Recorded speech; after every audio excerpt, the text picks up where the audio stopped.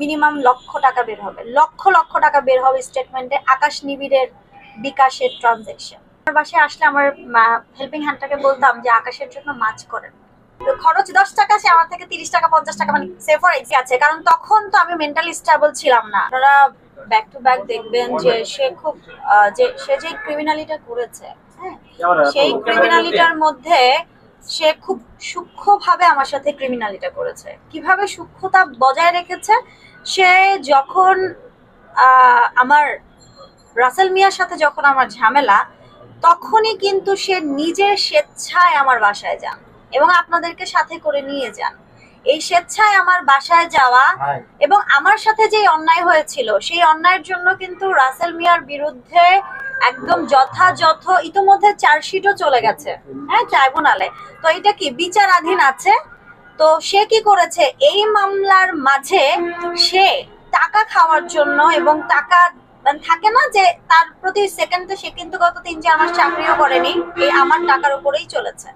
সে কায়েস নামে একটা শিবির নেতাকে হায়ার করেছে টাকা দিয়ে, এবং সেই হায়ার করা শিবির নেতাকে দিয়ে কিন্তু আপনারা খেয়াল করলে দেখবেন যে কোরআন অবমাননার একটা মামলা করেছিল রাসেল মিয়া এবং হেলেনা জাহাঙ্গীরের বিরুদ্ধে, এবং যেই মামলার বাদী ছিল তারই বন্ধু কায়েস, যে কিনা মতিঝিল থানার খুবই নিজেকে শিবির নেতা হিসেবে দাবি করে। হ্যাঁ, তো এই যে তার চক্র, একটা সাংবাদিক কি কখনো এই কাজটা করতে পারে? ওটার জন্য কিন্তু সে টাকা পয়সা, এটা লাগবে ওইটা লাগবে, মামলা এই সেই।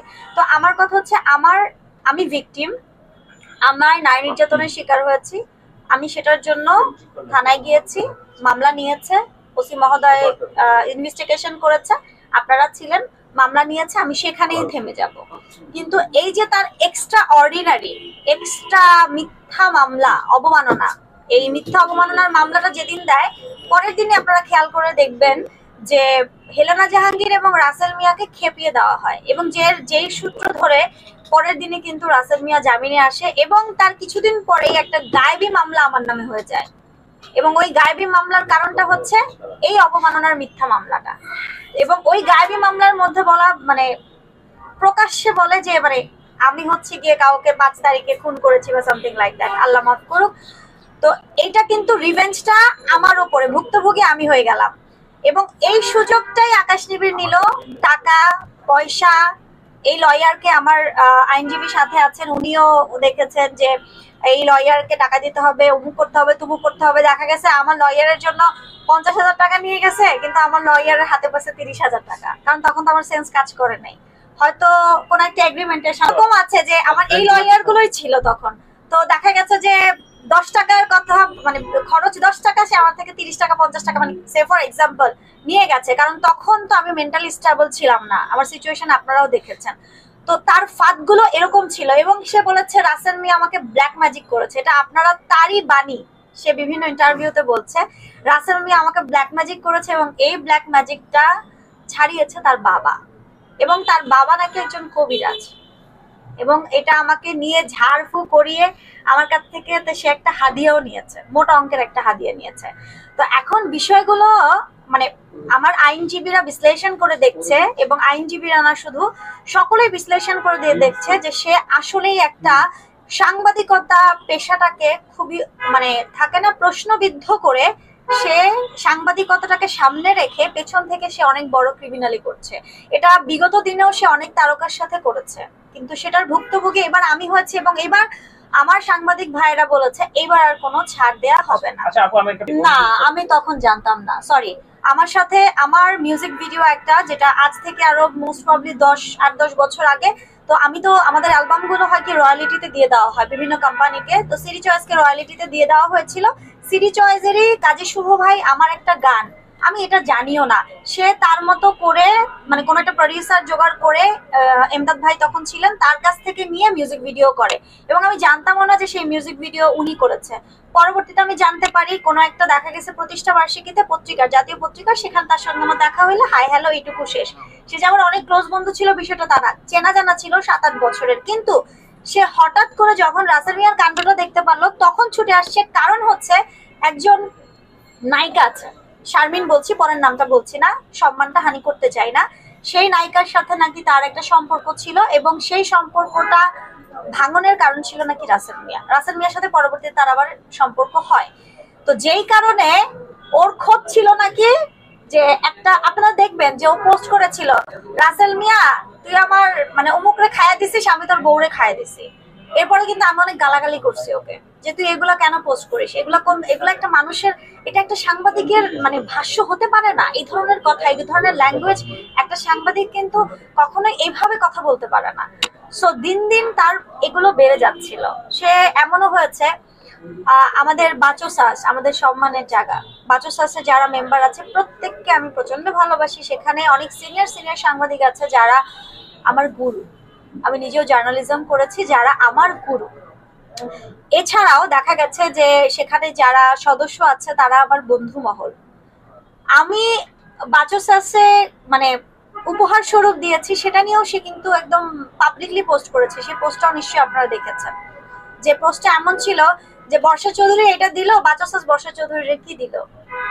তো আমি কিন্তু তাকে এসব করতে বলি না। সেই পোস্ট করার কারণে আমি অনেক প্রশ্নবিদ্ধ হয়েছি, সেই প্রমাণগুলো আমি আদালতে দিয়েছি। প্রশ্নবিদ্ধ হয়েছে, আমি বলি না, প্রশ্নবিদ্ধ হয়েছে। এবং তারই সাথে যখন আমি তাকে পোস্টটা ডিলিট করতে বলি, যে কোনো পোস্ট রিমুভ করতে হলে তাকে টাকা বিকাশ করতে হয়। সে টাকাটা এমন ভাবে নিচ্ছে, দেখেন আমার যখন নাকি খুব বাজে সময়, ওই সময়টা আমার বড় ভাই নাই, আমার বাবাটা অসুস্থ, আমার আসলে মুভমেন্ট করার মতো কেউ নাই। তো সেই সময়টা ও যেভাবে করে ছুটে আসছে, যে আমি হসপিটালে ছিলাম, সেখানে যাওয়া বা আদালতে যাওয়া, আমার লয়ারদের সাথে আমি কথা বলতে পারতেছি না অসুস্থতার জন্য, তাদের সাথে কথা বলা, বা কোর্টে কোনো কাগজটা পৌঁছায় দিতে হবে সেটা করা, এরকম উপকার যে করে, সে যে এক সময় আমার অপকার করবে এটা তো আমি জানতাম না, তাই না? আর একটা জিনিস হচ্ছে কি, আমাদের মানবতা বোধ আছে। যখন একটা ছেলে এসে বলে যে জানিস আমি অনেক কষ্ট করে ছোট থেকে বড় হয়েছি গাইবান্ধায়, আমি 3 বেলা ভাত খেতে পারি নাই, স্কুলে যাইতাম মানে পেঁয়াজ আর ভাত খেয়ে। সেই ছেলেটা, আমি মাছ খুব পছন্দ করি, 3 বেলা মাছ পছন্দ করে, আমার বাসায় আসলে আমার হেল্পিং হ্যান্ডটাকে বলতাম যে আকাশের জন্য মাছ করেন। এটা মানে মায়া বলেন বা থাকে না একটা অন্যরকম জায়গা। কারণ আমরা তো ছোটবেলা থেকে আলহামদুলিল্লাহ ওয়েল স্ট্যাবলিশ পরিবার থেকে বড় হয়েছে, কিন্তু এই কথাটা যখন শুনেছি তখন ভেতরে কাজ করেছে। এবং দেখবেন ওর পায়ের জুতা ছেঁড়া, ওকে বাটা থেকে নিয়ে গিয়ে দোস্ত চল জুতা কিনে দেই, জুতা কিনে দিছি, পাঞ্জাবি নাই পাঞ্জাবি কিনে দিছি অনেকগুলা। তারপরে বলছে জানিস আমার একটা স্বপ্ন স্বর্ণের চেন, ওকে 12 আনার একটা স্বর্ণের চেনও গিফট করা হয়েছে। কারণ কি জানেন, আমার যে ব্যাগটা আছে না, এখন আমার যে হেল্পিং হ্যান্ড, ধরেন আমার ম্যানেজার, আমার অ্যাসিস্ট্যান্ট বা আমার যারা আছে, কেউ যদি আমার ব্যাগটা ক্যারি করে 1-2 মাস, যখন বলবে যে আমি না মানে গোল্ডেন লাইফ করতে যাই, তো আমার না গোল্ড অনেক শখ, আমার জীবনে যদি আমি একটা গোল্ড করতে পারতাম, ওই মোমেন্টে গিয়ে আমি ওকে একটা 12 আনার চেন দিই। কেন দিই? বন্ধুত্বের জায়গা থেকে, যে একটা মানুষ এটা চায়, আর আল্লাহ তো আমাকে সামর্থ্য দিছে, দেই না। তো এই উপকারগুলোর মধ্যে যে এত বড় অপকার হয়ে যাবে, এবং সে যে ছুরিটা এইভাবে মারবে, আমাকে কিছুদিন আগে লাইক এই বছরের শুরুতে কিছু তারকা বলেছিলেন যে বর্ষা খুব কেয়ারফুল, ওর ছুরি মারতে সময় লাগে না। হ্যাঁ, এবং তার আগে 2-1 জন বলেছে। এবং দেখা যেত ও যখন পোস্ট করতো, রাতে কিছু একটা পোস্ট করতো আমাকে আমাকে আমার বিরুদ্ধে বা আমার সংশ্লিষ্ট বা কাউকে নিয়ে, আমি তখন সকালে উঠে দেখে, আমি যখন ওকে ফোন দিতাম বা গালি দিতাম, আপনারা দেখবেন সে যে রেকর্ড দিচ্ছে, আমি ম্যাক্সিমাম টাইম ওকে গালি দিয়ে গেছি, এই এগুলা ডিলিট কর, এই এটা কর, এই ওটা কর, এটা কেন করছিস, তোরে মারা উচিত। এটা মানে আমি মানে এখন একটা গালি ছাড়া খুব বেশি পারি না, তো ঘুরে ফিরে দেখা যাচ্ছে একটা গালি ওকে দিতাম। তো সেই সময়টা দেখেন, আমি কিন্তু খেয়াল করে দেখবেন যে আমি ওই গালাগালি করলে ও ফোন দিত, ফোন দিয়ে বলতো শোন না অফিসে যাবো আজকে, টাকা নাই, 500 টাকা পাঠা, হুন্ডার তেলের খরচ। আমার বিকাশের স্টেটমেন্ট আছে, মিনিমাম লক্ষ টাকা বের হবে, লক্ষ টাকা বের হবে স্টেটমেন্টে, আকাশ নিবিড়ের বিকাশের ট্রানজেকশন। স্বার্থটা হচ্ছে যে আমার তো আসলে দিন শেষে কেউ নাই, আমার মানে আমার বাবাটাও খুব অসুস্থ, আমি খুব একা লিড করি, এবং তারই সাথে সাহায্যকারী হিসেবে আমার ড্রাইভারটাকেও আমি খুব আদর করি। আমার ড্রাইভার যিনি, তাকেও আপনারা ডেকে জিজ্ঞেস করতে পারেন যে আপনার ম্যাডাম কেমন। আমি খুব যত্ন করে রাখি, মনে করি কি এরা আমার এমপ্লয় না, এরা আমারই ভাই। আমার বাসায় যিনি রান্নার মেয়েটা, তাকেও আমি মনে করি আমারই বোন। আমার বাচ্চাকে যে রাখে, আমার বাচ্চাটাকে আমি রেখে আসি, তার মানে কি অনেক বড় রেসপন্সিবিলিটি। তাকেও দেখা গেছে আমি গোল্ডের জিনিসপত্র পরায় রাখি, এটা আমার ভালো লাগে। আমার তো পরিবার, আমার ছোট 2টা ভাই, ওরা তো এখনো বড় হয় নাই, আর আমার তো কেউ নাই। একটা বড় ভাই থাকতো যার জন্য সবাই আমাকে, সে যে হয়তো আমাকে টেক কেয়ার করতো, বা ফ্যামিলির বড় কেউ থাকলে আমি আমার পরিবারের গার্ডিয়ান। ফর কাইন্ড ইনফরমেশন, সে আমার বন্ধু ছিল। আরেকটা বিষয়, আমি তো রাসেল মিয়াকে তালাকই দিই নাই। আপনাদেরকে তো গত একটা ইন্টারভিউতে বলেছি, একটা মানুষকে তালাক না দিয়ে আপনি অন্য একটা মানুষকে কিভাবে বিয়ে করবেন? How can possible? আমার একটাই মনে আছে, যেদিন রাতে সে এই যে পোস্টটা করেছে, ওই দিন ওকে ফোন করেছি, করে বলেছি তুই পাগলামি করিস না। আমার কাছে মনে হচ্ছে ও হয়তো ড্রিঙ্কস করেছে, মগবাজারে প্রায় ও ড্রিঙ্কস করে। তা আমি ভাবছি হয়তো ড্রিঙ্কস করে হয়তো পোস্টটা দিছে। তা আমি ফোন করে বলছি যে পোস্টটা ডিলিট কর, হ্যাঁ পোস্টটা ডিলিট কর। এবং পোস্টটা ডিলিট করার কথা বলে পরবর্তীতে দেখবেন যে ও আমাকে বলতেছে আমি তোর কি লাগে? আমি বলছি তুই আমার জান লাগিস, তুই আমার বন্ধু লাগিস, তুই আমার গুর্দা লাগিস। পর বলছে বল তুই আমি মানে তুই আমার বউ লাগিস? আমি বলছি হ্যাঁ আমি তোর বউ লাগি, পোস্টটা ডিলিট কর প্লিজ। বিকজ এটা বলার জন্য বলা, যে তারপরে ও ঠান্ডা হয়ে পোস্টটা ডিলিট করুক, কারণ এর আগেও অনেকবারই কাজ করেছে, নট লাইক দ্যাট যে one Times, many more Times. আইনে আপনার ফাইডুশিয়ারি রিলেশনশিপ বলতে একটা শব্দ আছে, সেটা হলো বিশ্বস্ততার সঙ্গী। আর পাশাপাশি একটা বিষয় আপনাদের সকলের অবগতির জন্য বলছি, সেটা হলো যে একজন ছেলের সাথে একজন মেয়ের একটা সম্পর্ক থাকতেই পারে, সেটা ভাই বোন হোক অথবা অন্য কিছু হোক, অথবা প্রেমের সম্পর্কেই থাকতে পারে। এখন দেখা যাচ্ছে যে আপনার 7-8 বছর বা 5 বছর বা ক্ষেত্রবিধে 6 মাস তাদের সাথে কোনো প্রেমের সম্পর্ক ঘটলো, ঘটার পরবর্তীতে যদি মেয়েটা বা ছেলেটা যদি বলে যে I am extremely sorry to say, আমি তোমার সাথে সম্পর্কটা ক্যারি করতে পারছি না, কন্টিনিউ করতে পারতেছি না, বা I am extremely sorry to say I could not marry with you, then what would be the next consequence? সেটা কি হবে?